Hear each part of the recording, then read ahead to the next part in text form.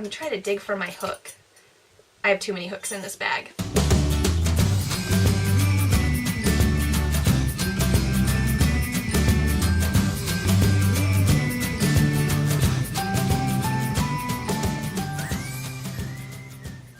Hello and welcome to Mandobug Crafts, episode 82. What's up, everybody? I'm Amanda, but you may know me on the internet as Mandobug. This is my channel here on YouTube where I talk about the crafty things that I am making. This week I have some spinning, crochet, knitting, sewing. I got giveaways.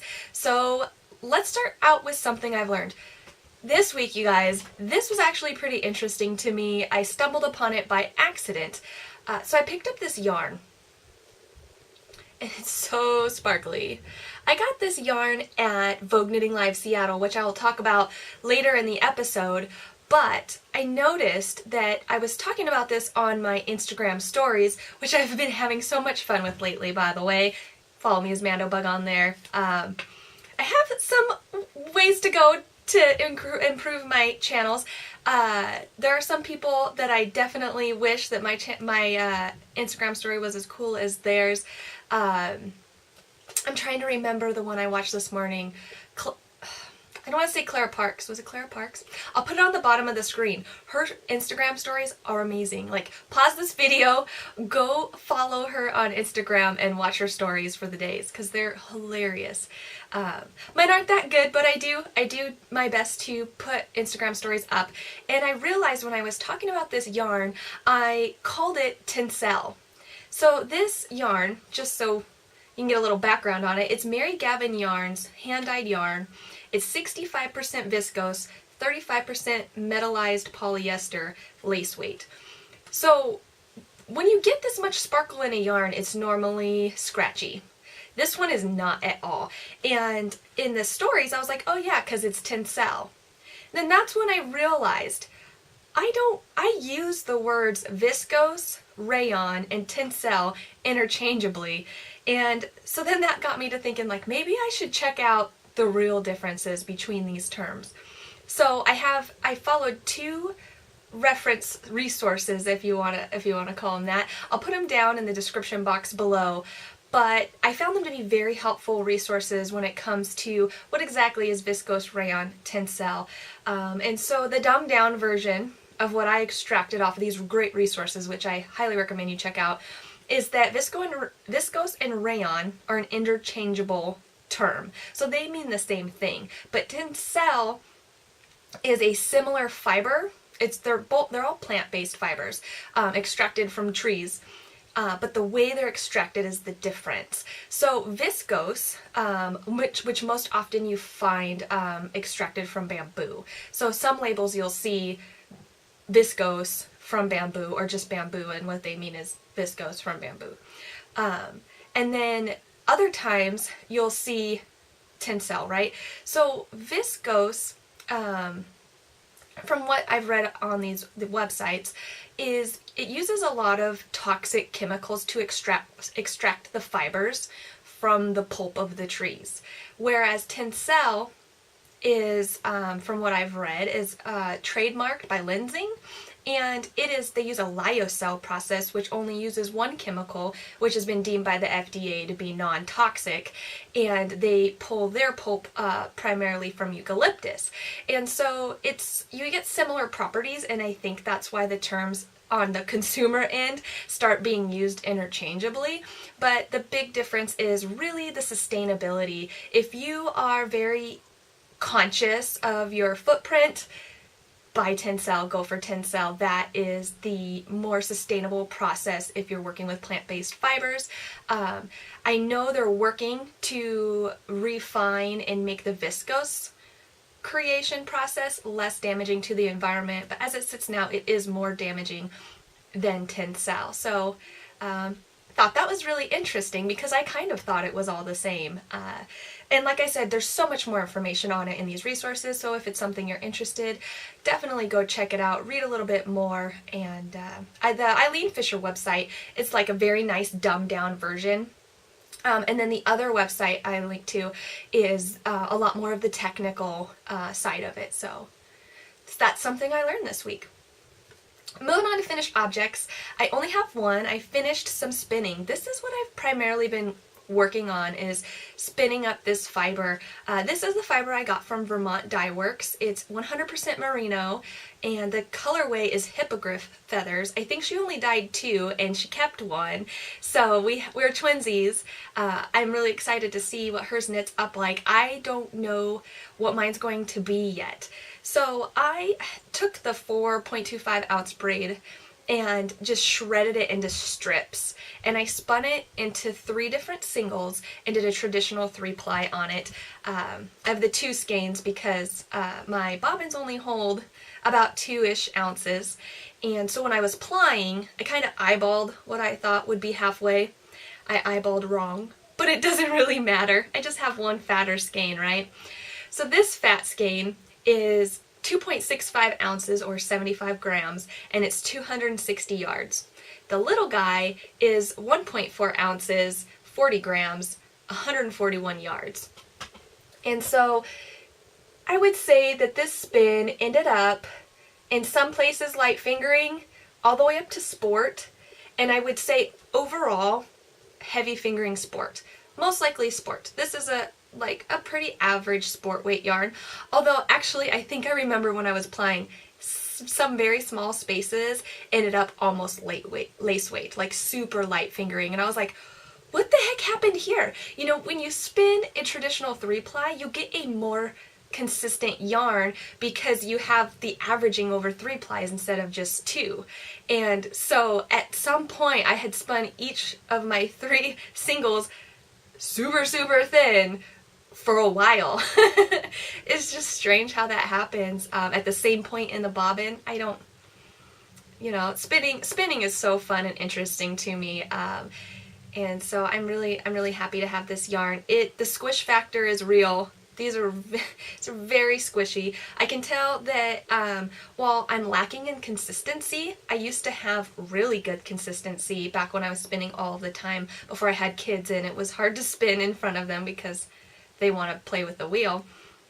So I took a long time off of spinning, and now that I'm back at it, my spinning is not as consistent as it used to be, but my spinning is more balanced. So some of my older handspun, I was, you know, cleaning up my stash. As you can tell, my background's not as cluttered. Let me know if you guys like that. Did you like all the color? Because now it's kind of looking drab, but I feel like it's less distracting. So yeah, let me know what you guys think on my cleaned up background here. But when I was cleaning, I was going through some of my older handspun, and I realized, like, you can get a really soft merino and over twist it, and it becomes not as pleasant to touch. This is balanced. This is pleasant to touch. It's squishy.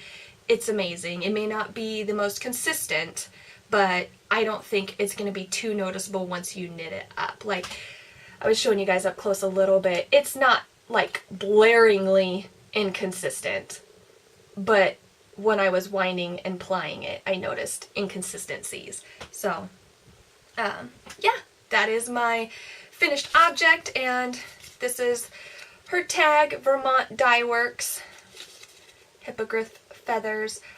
Stephanie's shop is new, so please go check it out on Etsy and add it to your favorites. It's good stuff. So moving on to works in progress. I haven't been working on a lot, you guys, this week. Like I said, I really was doing a lot of spinning, and so the only other work in progress that I have is this little fuzzball. I am working on the amigurumi bird for my son. So I finished the one for my daughter, and now I'm working on the one for my son. He's picked such an interesting color. He's a silly guy.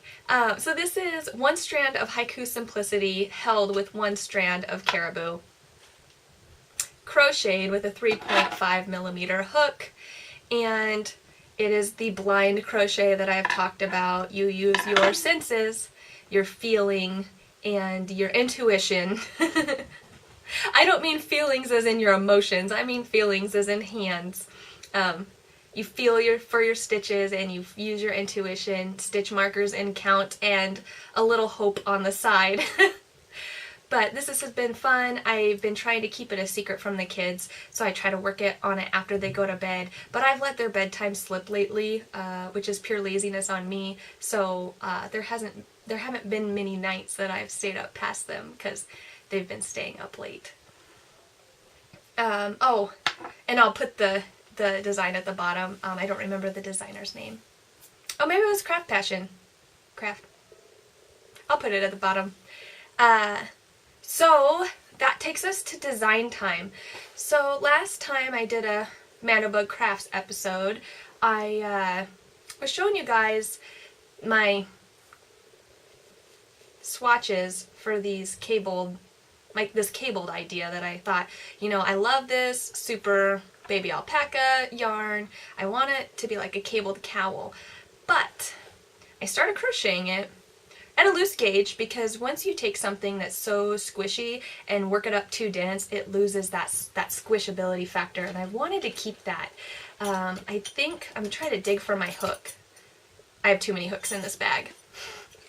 I think I used a 6.5mm K hook to crochet this. And you know, I'm not sure that I'm going to continue on. I'm not sure. I like it, but I don't love it. And with the amount of work that goes into writing up a pattern, for me, I have to love the pattern to go ahead and put the work in. So I'm not sure that I love it so much that I'm gonna want to be motivated to sit down and write it up. So I don't know how well you guys can see. There is like a middle cable that's in and out with a little puff stitch in between with the alternating puff stitches on the side. I'm just not, like I said, I'm just not in love. So I'm pretty sure this is going to be frogged and turn into something else. Moving into designing has really taught me to be patient and accept the frogging that happens all the time. So this is O by Haiku, 100% Super Baby Alpaca. It's like an Aran chunky weight chain knit structure yarn. This is the baby colorway. So I'm going to frog it and figure out what it wants to become, because for me, this is not doing it at the moment. And so that's kind of with this new design time segment. I kind of want to just be like super transparent about the process. And so for me, this was a great idea, and now it's not. Moving on. Speaking of designs though, I just put out a call for testers on my Dura poncho, which you guys are probably tired of seeing at this point.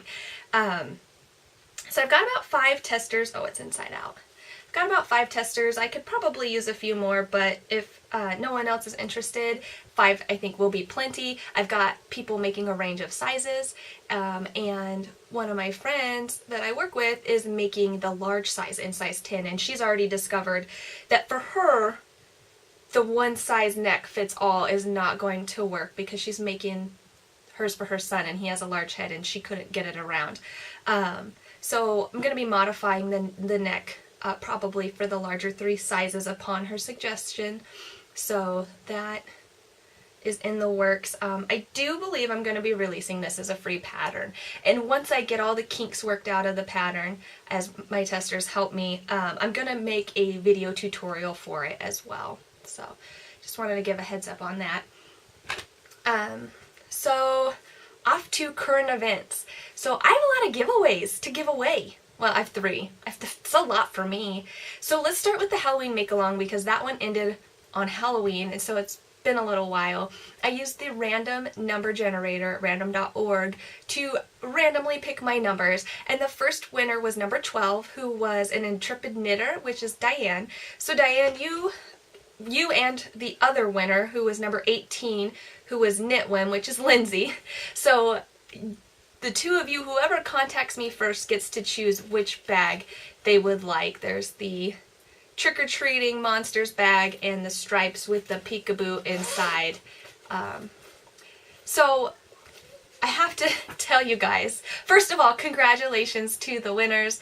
But then also, I thought it would be cool to make a little charm to go on the end of the bag. So I made these little pumpkins with clay, and I'll see if I can show you up close. They're really small. I didn't want them to be very big. And I thought they could sit at the end of your bag, or you could use them as a progress keeper. And only one survived. So I made 3, but the other 2, when I put, what are those long metal pins? It's got a flat, here I'll show you. It's got a flat bottom. I shoved it up through, shoved it up through the butt of the pumpkin. And I left it tall while I baked it, and then after baking I curled the end to make a loop, but it busted the stem on 2 of the pumpkins when I did that. So my inexperience is really showing here in making these clay charms. So I'm thinking I either need to position the pin in a different spot, or really that's what I'm thinking. I'm going to have to put the pin somewhere else, or be more careful when I'm curling the metal to make that loop so that I don't bust the stems off of my little pumpkin charms, because I want a stitch marker set of these. I just love these so much. It's so hard to work with such tiny pieces. I'm very envious of the charm makers out there that are so good at this, because it's not easy, but it is fun. So I only have the one, and I decided to put it on this bag because this is the bag I had messed up and sewn backwards. This was supposed to be the outside, but I interfaced the inside, so they had to switch. So this bag comes with the Pumpkin Progress Keeper, and this one will not. So yeah, Lindsay and Diane, contact me, let me know which bag you want. The first one to get back to me will get the bag of their choice, and the other one will get the other bag. And then the other giveaway that I had going on was the giveaway with the Kate Stitch on Etsy for one of her pouches. So random number generator picked number 4, which is Cthulhu Loves Me, and so let me know, get back to me. I will pass your address on to Katie, and she will ship the bag of your choice out to you. So thank you guys so much for participating in the make-along and the giveaway. This is always a lot of fun when I get to send stuff out to people or help things get to people, because Katie will be shipping the bag to you. And then also I wanted to mention, it cracked me up, like random number generator is really random, because in the make-along I did not have a restriction on how many times you could enter. You could enter for as many items as you made, and some people, like Jessica and Michelle, had multiple entries, and I was really surprised that neither one of them won, and I had 2 drawings. So I definitely am gonna keep doing make-alongs where there is no limit on entries in the future, because I'm like, it increases your odds, but random number is random. So moving on to upcoming events, I did want to mention that I have been chatting with Amber, or Ambi of Ambi Crafts Reads, about doing a collaboration in January and February. She hosts on her YouTube channel, well, and in her Ravelry group as well, craftathons. And she was looking for some collabs, and I was like, I would love to. So I can't commit to a whole year long with her, but I am going to be joining along for January and February. So it looks like I will most likely be making some project bags to give away, and it's like a fun list of challenges where you try to kind of hit the check mark next to these challenges, and it sounds like we're going to be working on like a bonus challenge while I'm collabing with her for January and February, so just keep an eye out for that. And then in March I will be doing the next Crochet Along Together, or CAT, with Skacel. Details are to be determined, but I did want to throw that out there. So some fun stuff coming up in the new year.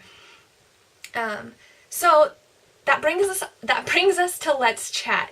You guys, I have a lot to talk about. So if you're here for the crafty content, that's it. That's all I've been making. I do have haul in my chat, which I will be talking about first, so you can stick around for that if you're interested in haul, and then after that it becomes more personal.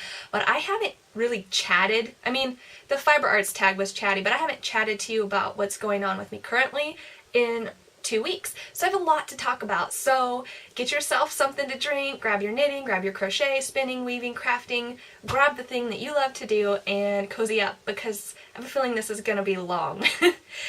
So let's start with Vogue Knitting Live Seattle. Okay. What a blast, you guys. So the downside, right? You have to pay to get in, and then I had to pay to park. It wasn't actually in Seattle, it was in Bellevue, but for me, I have to drive either way because I'm so far south.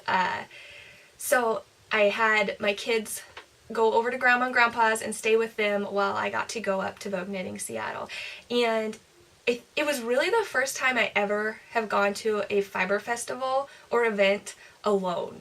And it was weird, and I was like, honestly, I was kind of scared to go because I was alone. Even when I went to festivals in Georgia, I at least either had my husband or Lindsay with me. So it was strange, but and it may not seem like it, but I am very introverted, and I've been working on conquering my introvertedness over, the past few years of my life. So I was like, no, I want to go, I'm going, even if I go alone. But luckily, as soon as I showed up, I ran into a coworker, and we hung out for most of the day, and then I ran into Maker's Mercantile where I work. We had a booth there. I didn't have to work the booth, but so then I saw more coworkers.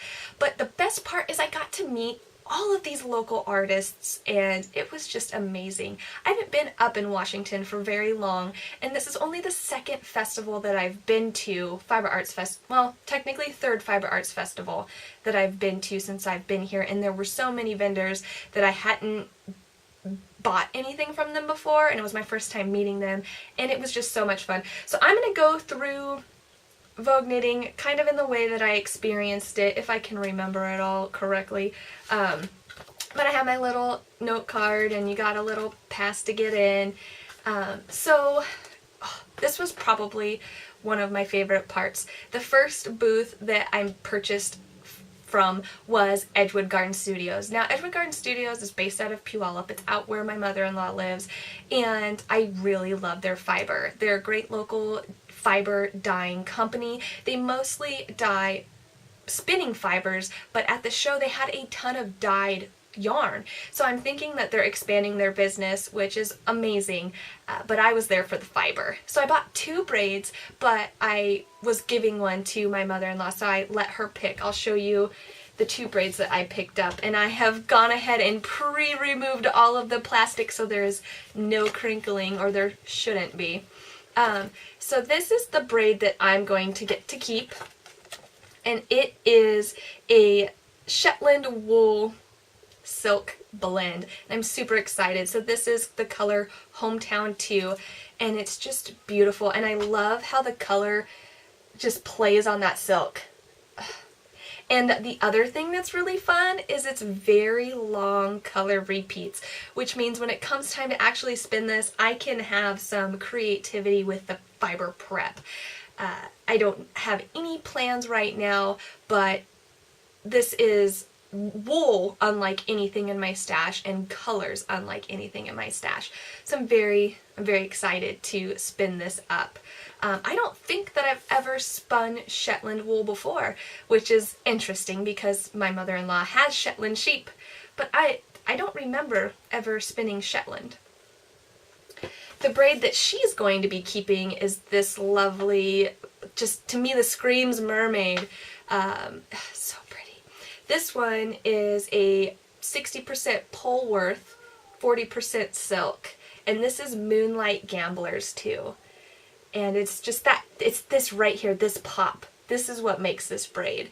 And I can see why my mother-in-law Lori, she's like, I love both braids, but I really like this one. And I see it. It's a lovely, lovely braid of fibers. And really, all of their fiber is amazing. It's very high quality, both the fiber and the dye job. And they have great customer service.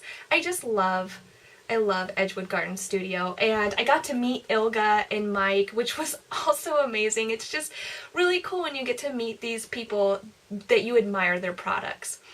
So after I picked up some stuff at Edgewood Garden, that's when I ended up getting this viscose polyester skein of fiber.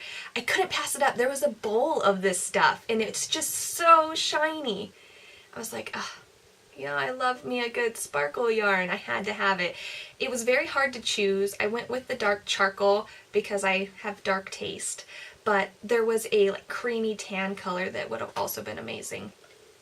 So this is only, I'm looking for the weight. Is it on the other side? I don't see it. It just says 225 yards. There's no weight. I mean, I can always weigh it, but it's 225 yards of a lace weight, which is a lot. And she had some samples in her booth where she had held the lace weight with another lace weight or a fingering weight, and it was just beautiful. Or you can just knit it plain and have like a sheer sparkly section in your piece. I have no idea what this is going to be, but it will be something amazing. I know that for sure. I just had to take it home with me. And that was Mary Gavin's yarns. I mentioned her earlier, hand-dyed yarn.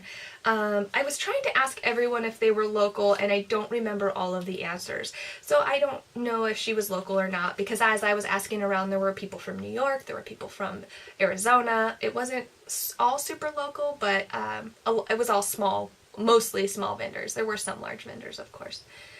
After that, I made a stop at Spin Cycle. Now, you guys, Spin Cycle has amazing yarns. I didn't end up walking away with any, but if you're not a spinner and you like the look of handspun yarn, Spin Cycle is for you. They have a very unique company where they dye the wool before it's spun. It's commercially spun, but they dye the wool and then they have it spun into yarns, and it creates these lovely handspun looking skeins of yarn. So I didn't end up purchasing any yarn from them, but I couldn't walk away without a stitch marker with their logo on it. So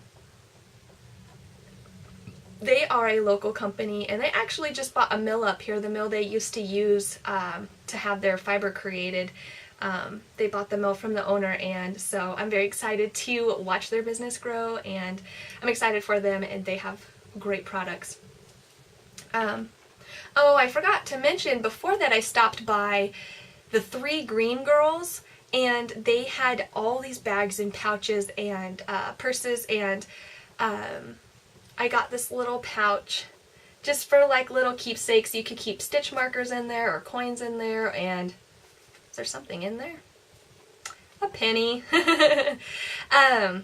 But their booth was really cool. It was all fiber that was, or fabric that was being recycled and saved from its destination of the landfill. So they get their stuff secondhand or donated.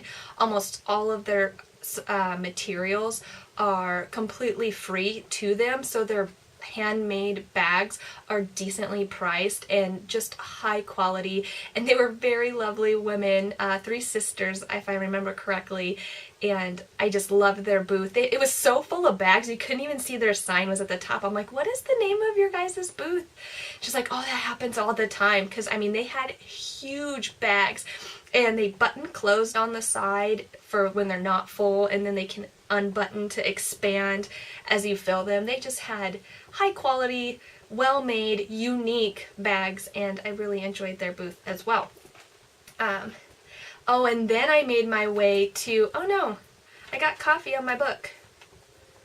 I made my way over to, I believe it was the Universal Yarns, I think it was the Universal Yarns booth that had Julie Weisenberger there, and I got to meet her and get a signed copy of her book, The Sweater Workshop.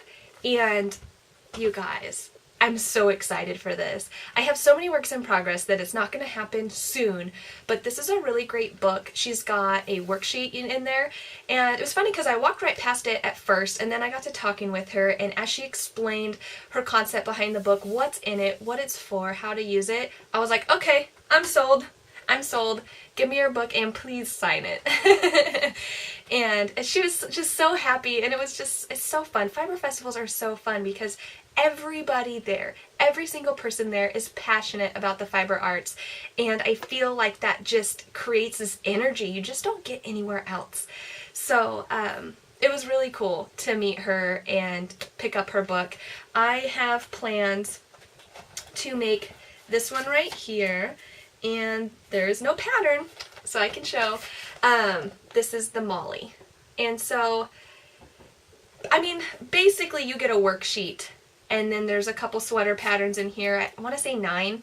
And then there's additional bonus things that you can buy that use the book. And she had a couple of those as well.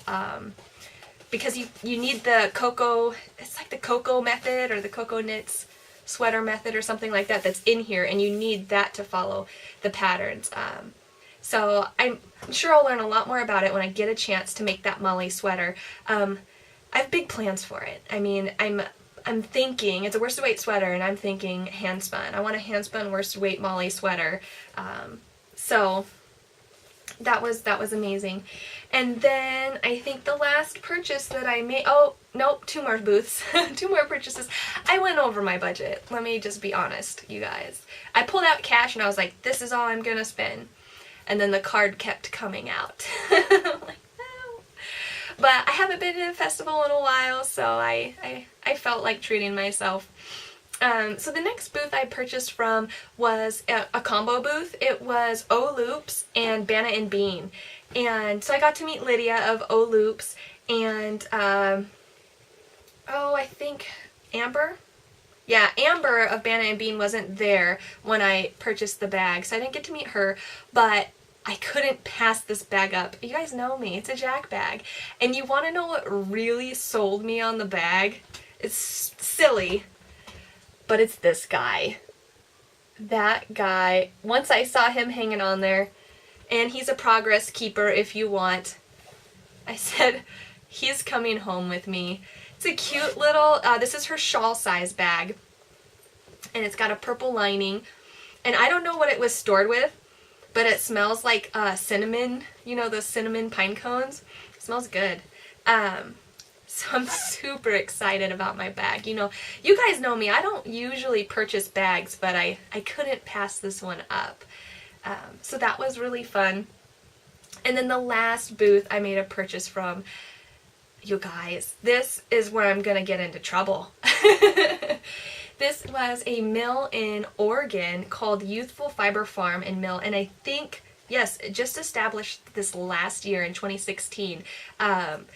She had some amazing fibers, some amazing yarn, and she was a fun person. I was, at that point, I was just feeling chatty, and so I was just, you know, chatting it up with her, like, you know, have you ever, because she blends some of her own stuff as well as processes other people's fiber, I'm like, have you ever, like, thought, this is going to be great, and you sent it through and blended it and was like, oh, why did I do that? And if you're curious, her answer was, sometimes when she creates things that she doesn't necessarily love, she finds out that someone out there loves it 100 times, you know, so you know, it's really to each their own. So she said, not really, you know, you can't really blend the wrong thing because, you know, someone's interested in it. But this, so she had some roving and things in a shelf, and I was kind of like picking them up, looking at them. When I picked this one up, I went to put it back and I couldn't let go. Like, I'm not kidding you guys. I literally could not let it go. I was like, what if someone else takes it? So I had to have it. I had to have this. This is, let me grab the card. Oh no, it's on the bag. I'll put it at the bottom of the screen. It was like it's a merino bamboo blend. And she told me that the black is the merino and the red is the bamboo. And that's what gives it this nice dimension, really. And the bamboo is obviously what gives it that shine. And that's what really drew me to this. It's just, it speaks to my gothy side. And so when I got home, I got to thinking, what do I want to spin this into? What do I want to do with this? And then I remembered this spin. Now this was supposed, so bad you guys, this was supposed to be a gift. It's not going to be a gift anymore. I'm keeping it. Does anyone else do that? Has anyone else made something that was supposed to be a gift and then you ended up keeping it for yourself and giving them something else? I feel horrible, but the person I was gifting this to doesn't know it was for them, so only I know to feel guilty about it. Well, and now you guys. But, you guys, these need to be together. This is a merino silk blend. So the silk gives it the shiny. This bamboo gives it the shiny. One more color, and I have a half moon oracle shawl. Right? That's all I can see. I love Kristen's gothy taste. It's very much like, I don't know if I ever told you guys, I was like 100% goth in high school, like so bad. I have eased up on it, especially when I was in the military, it was gone. But I'm always attracted to the dark, gothy aesthetic. And when the Oracle shawl came out, I loved it, but it's such a big commitment. And now she's released her Half Moon Oracle, and I knew that one day I would make one, but I didn't know it was going to be so soon. I mean, soon relatively, right? Because I still have to spin this all. I spun this as a fold single. I'm going to spin them all as fold singles. Fold singles make great shawls. So 1, 2, I just need a 3. Do you guys have any suggestions? I'm thinking, obviously I have to stay in the Shine family, so I'll probably go back and get more in silk. But should I do like dark gray? I want to keep it dark, but still have contrast. So maybe like a mid-range. So this almost looks black, but it's blue. It's a very, very deep navy. So I don't know. Let me know what you guys think. What color should I pair this with for a Half Moon Oracle shawl? I'm so set on that. I already bought the pattern. So yeah, did I say that was Youthful Fiber Farm and Mill? Kim, I believe, is the one that I met, and she was fun. She let me chat with her. You know, sometimes when you get really chatty, people get annoyed, but she was not.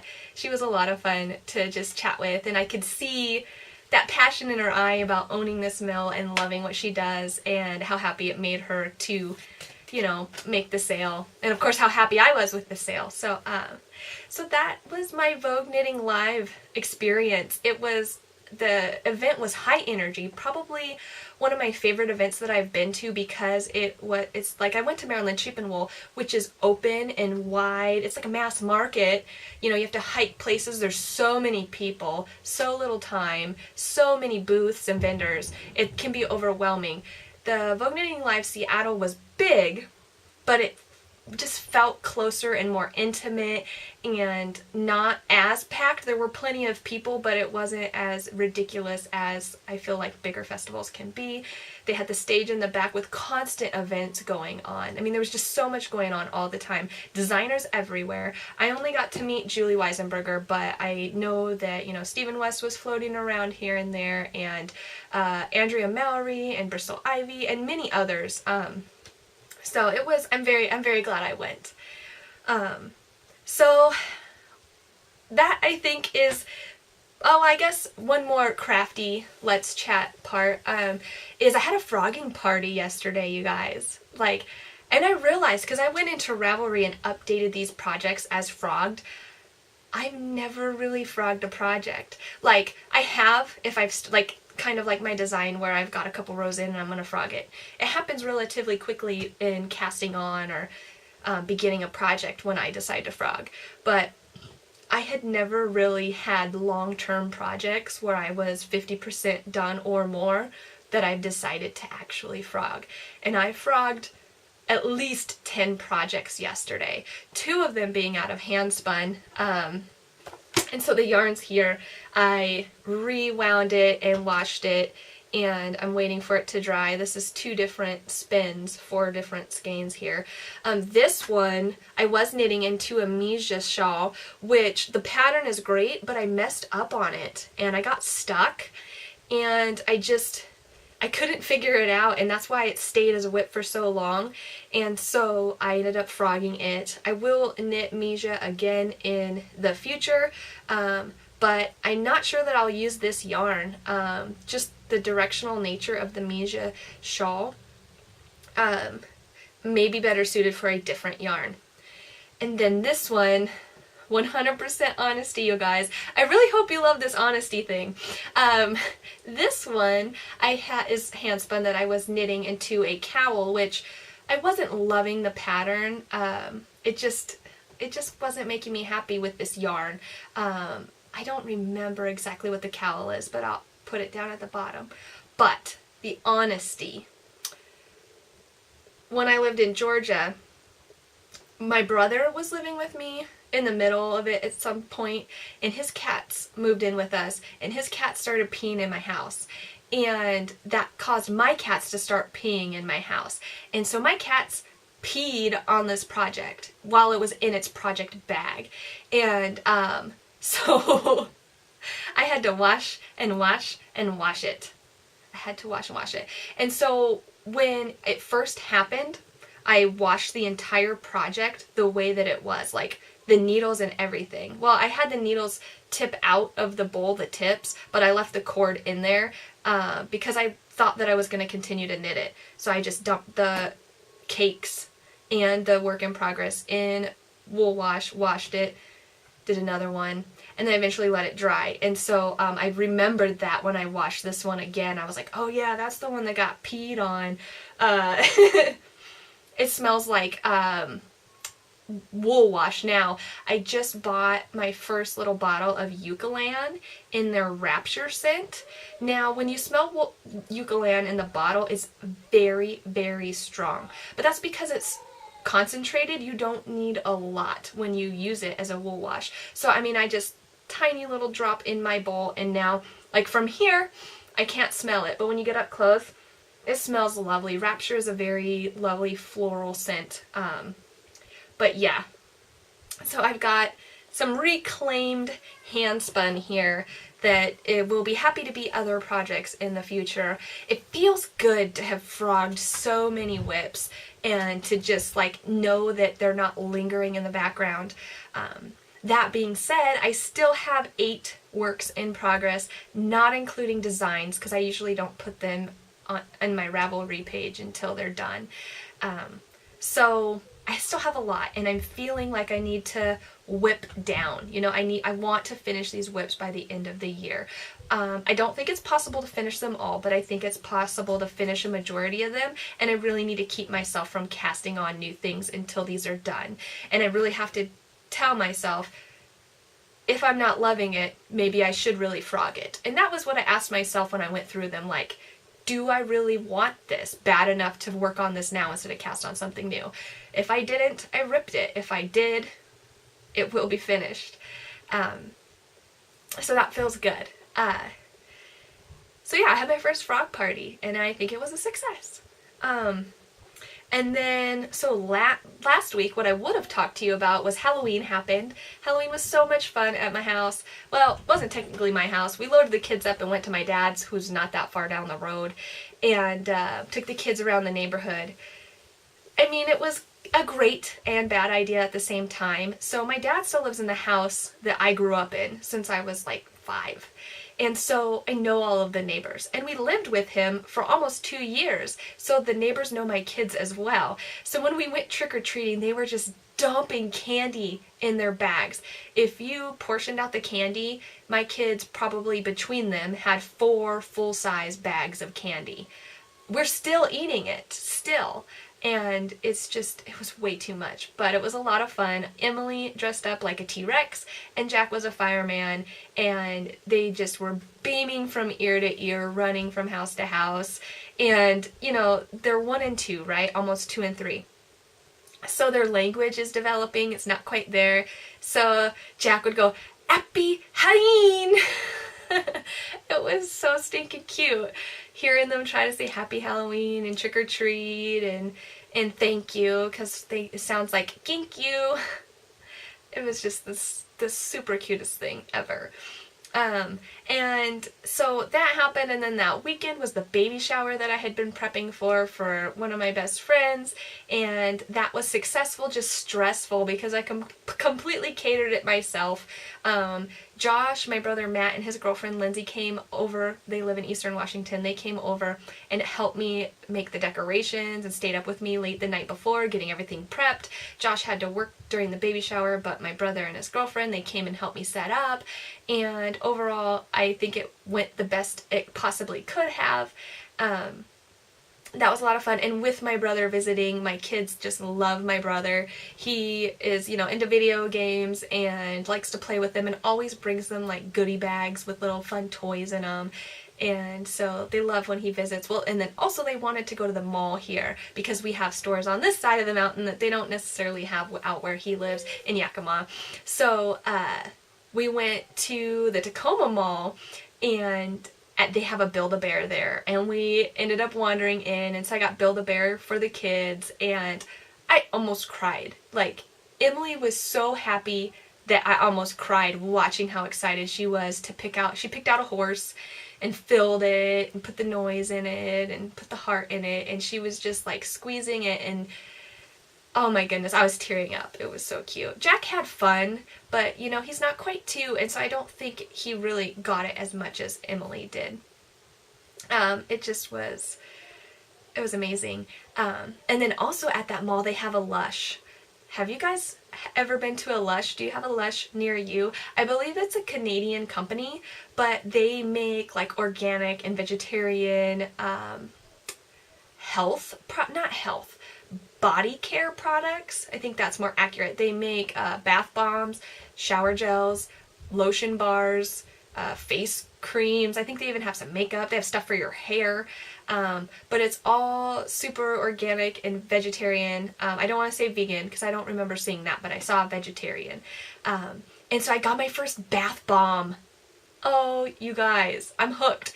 It's more than I would like to pay for bath products, but it was so much fun. I feel like it's a nice treat yourself kind of thing, and it's really nice that they do demonstrations in the store, because I'd seen bath bombs on the internet and I just kept thinking like, I've taken bubble baths and you get like so scummy and you just want to shower afterwards, but this stuff is not like that at all. It feels so good on your skin. You just want to keep soaking in it, and when you get out you like want to rub it in, and it smells so good. I got this so I got myself, like, it was a jack-o'-lantern bath bomb that smelled like pumpkin spice and vanilla. Amazing.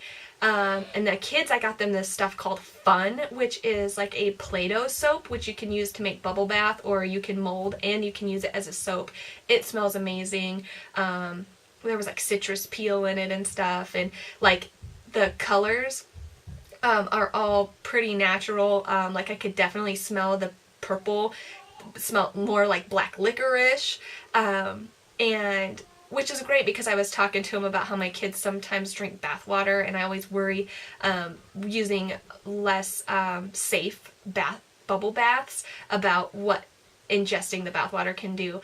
I mean, of course they couldn't tell me, oh yeah, drink the bath water, but they said, you know, it's all organic vegetarian things, so it's going to be less harmful most likely. So definitely going to be buying more of their stuff. And while we're on the topic of beauty and healthcare, I guess I could say, or body care, these nail wraps, you guys. I don't know if you saw my episode, the last few episodes I did. I had nail wraps on that made my nails look like a graveyard. These are glitter French manicure. They're all from the same company called In Coco, and they're wraps. This just blows my mind that this is a wrap. And to me, it looks like I went and got a acrylic manicure done. But these are my real nails, and they're just absolutely amazing. They're 100% nail polish, so my nails can breathe through them, so they don't hurt to wear, unlike the other nail wraps that I've used. The Espionage Cosmetic ones, they're thicker and they're more like a sticker, and it hurts my nails, and I think it's because they can't breathe. These ones are pretty sheer, and they don't hurt, and they last. These are 3 days old already. No chips, no snagging, no nothing. This is amazing. If you can find them in your local store or go to their website, these are really good. I'm hooked. Now, when I took my graveyard ones off, I did notice that there is some kind of glue-like substance that was kind of left behind, but I could kind of, you know, pick it off. But yeah, I mean, I'm in love. Love these. So yeah, thanks for sticking with me through this chatty episode, you guys. This is all that I have for you. You know, I was gonna make a poll for you guys, but now I don't remember. Oh, that's what it was. Okay, so I learned about how to make YouTube polls. And what I wanted to know was if you would prefer it if I split up my crafts versus my works in progress kind of thing. Like right now, I do works in progress and finished objects, and I just kind of combine everything that I'm making into those segments. Would you rather I do knitting, crochet, spinning, and do timestamps, or do you like things the way that they are now? So I'm gonna put a poll in, and you can access it, I think, up here, but it might be this one. I don't know, because my viewfinder can be backwards sometimes. But at the top of this video, you should be able to access the poll, and just let me know what you think, because, you know, I'm trying to make this an enjoyable experience for all. Alright everyone, thank you so much for sitting and chatting with me today. I enjoy this so much and I appreciate it. And if you're new, welcome. Please like this video if you liked it, and subscribe if you want to see more videos like it. And if you're a returning viewer, thanks for hanging around with me. I very much appreciate it, and I will see you next week. Bye!